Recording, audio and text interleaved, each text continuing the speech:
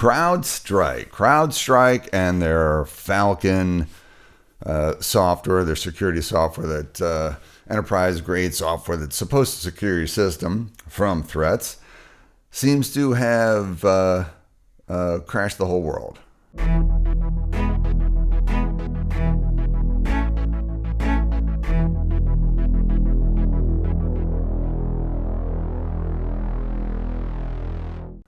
So anyone that had CrowdStrike destroys the world on their bingo card for last week is doing pretty well right now. But pretty much nobody had that on their bingo card because everyone's still scratching their head saying, what the heck is CrowdStrike Falcon, and how could it have destroyed or brought down all these systems requiring all this extra work behind the scenes? We can't boot systems. What happened? Well, from multiple sources and reporting what actually happened after all these systems crashed, it seems that this Falcon was a system driver. These drivers are basically little bits of software that talk directly to hardware. A lot of times they help the operating system talk to hardware because we don't want to build every single possible thing into the operating system and then load that because the operating system would then be way too big. We couldn't run anything. So we want to add parts to the operating system so that it can talk to specific things that are attached to it or the specific hardware that it sees instead of just loading it all there. So drivers help with that, and they help with other things. We've talked about securely booting Windows in the past with Secure Boot, and the fact that, there's a chain of evidence, so to speak, as Windows starts to try and get the operating system safely booted where everything is signed. Well, the things that are starting real early up are these drivers. A lot of times, or most of what's loading are these drivers. So these things, because they load that early, and because we want them to either help the operating system access hardware or help the operating system boot, or we want them to themselves check for things that are loading, like the early launch malware that we've talked about.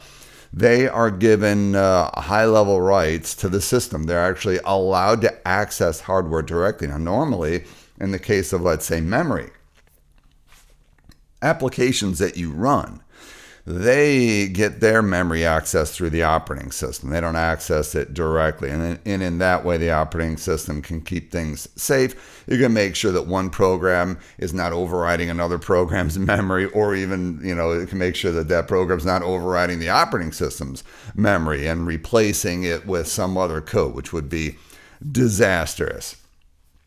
But in the case of drivers, they can actually access memory directly, low-level drivers, such as this Falcon sys driver.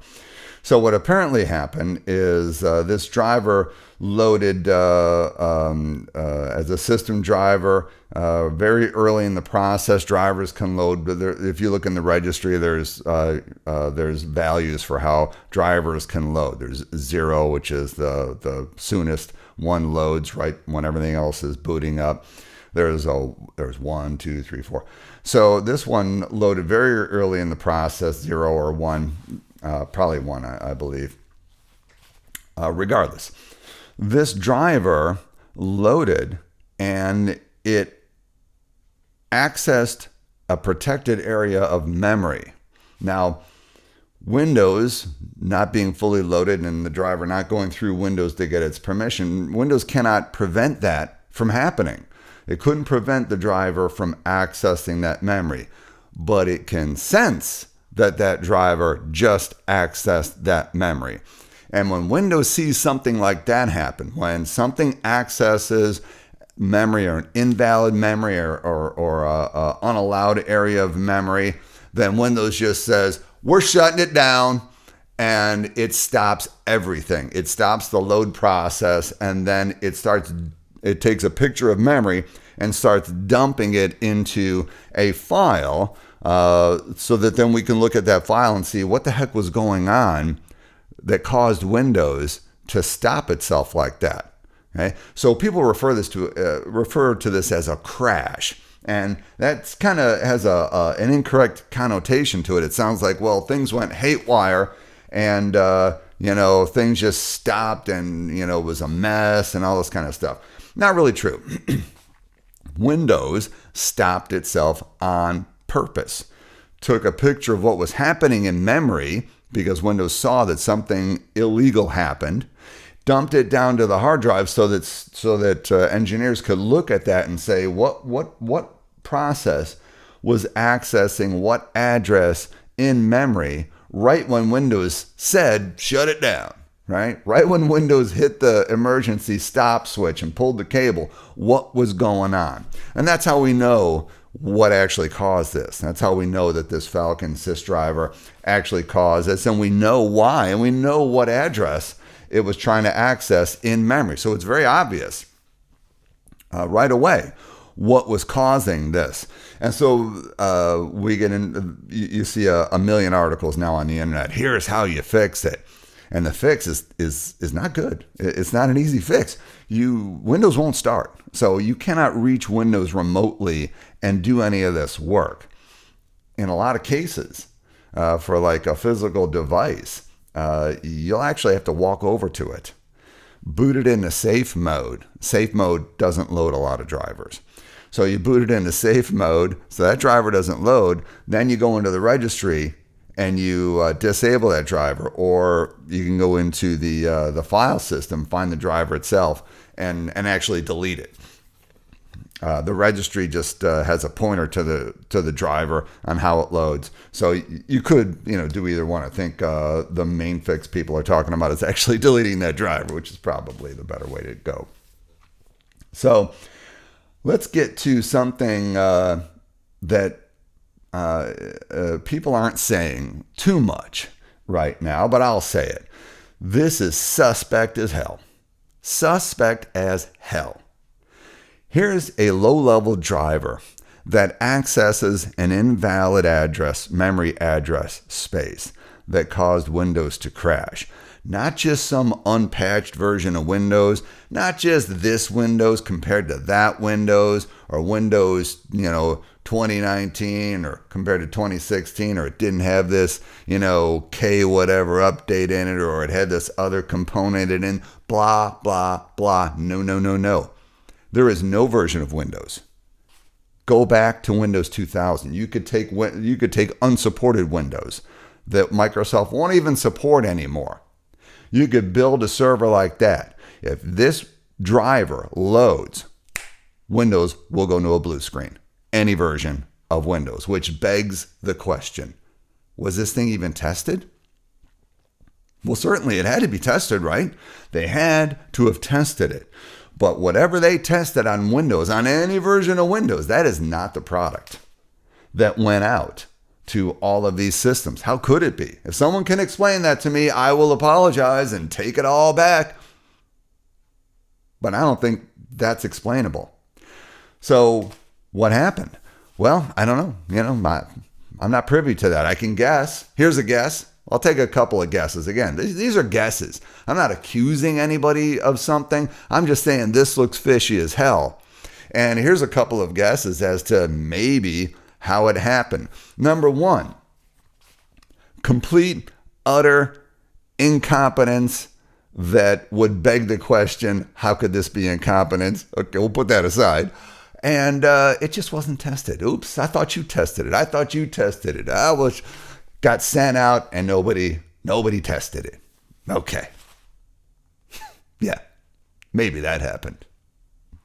Option two, it was somehow intentional by some rogue insider agent at whoever creates these drivers, whoever signs them, whatever process they use.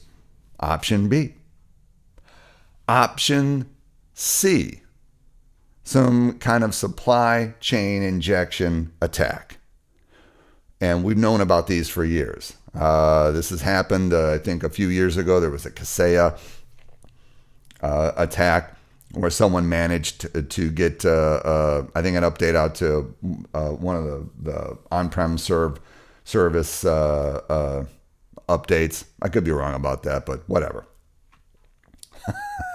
The point is, these attacks are known. And we, in the last 10 years, have started locking this process down. And so it's, we make sure that there's a chain of evidence and chain of custody for all these updates. And when you go get the update, we make sure that it's signed correctly before it gets installed, that kind of stuff. So if an attacker jumps into that process somewhere and manages to replace in this case, let's say a driver with a different driver that's signed correctly, that's very difficult. But if they manage to do that, that could have happened. What else could have happened? I'm out of ideas. Someone's going to have to explain this. Crowdstrike is going to have to explain this. I don't think they're going to be able to explain it in a way that's ever going to get them or to raise confidence in their products anymore. I think Crowdstrike might be done.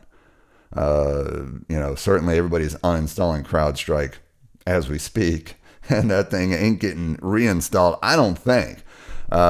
We'll see. We'll see what happens, but this is bad. So I don't know, I think at this point in time, Crowdstrike must know what happened. So we'll see what they come out with next week. Today is Sunday, July 21st. So we'll see 22nd, tomorrow, Monday, Tuesday, Wednesday. We'll see if they start talking. And if they don't start talking, well, then that's not a good sign. But if they know what happened, if it wasn't an attack, best for them just to come out and say, here's what happened. We're going to tighten this down, and we're making this information freely available to other manufacturers so that they can learn from what happened to us. Because this is the IT world. Bad things happen. Bad actors are out there, and they're really smart. So if it wasn't an attack, they should tell everybody that. If it wasn't an attack, well, that's worse, right? Because one of the first options A and B are in play, and that's no good. So that's what happened. This driver would have crashed any Windows operating system, anywhere, anytime, whatever. It accessed an invalid part of memory. When any Windows operating system, when it sees that, will immediately stop itself. You'll see a blue screen. That's why they call it the blue screen of death. But that's a stop screen. Windows throws a stop error. It stops itself. In reality, it doesn't really stop anything. It stops the operating system part from loading, the kernel. It stops that process, but it starts another process. It starts a memory dump process down to a file so we can see what the heck happened. So we see what the heck happened. That's how we know it was this Crowdstrike driver that caused it, and what it was, what it did. It accessed memory. What memory? An invalid address. Okay, well, how did that get through? Again, it's not just some version of Windows compared to another. Any Windows would crash if that driver loaded when it loaded. Any Windows. So, how did that thing get out? So that's it. Not an in-depth post-mortem. We're not going to talk about memory addresses and all that kind of stuff.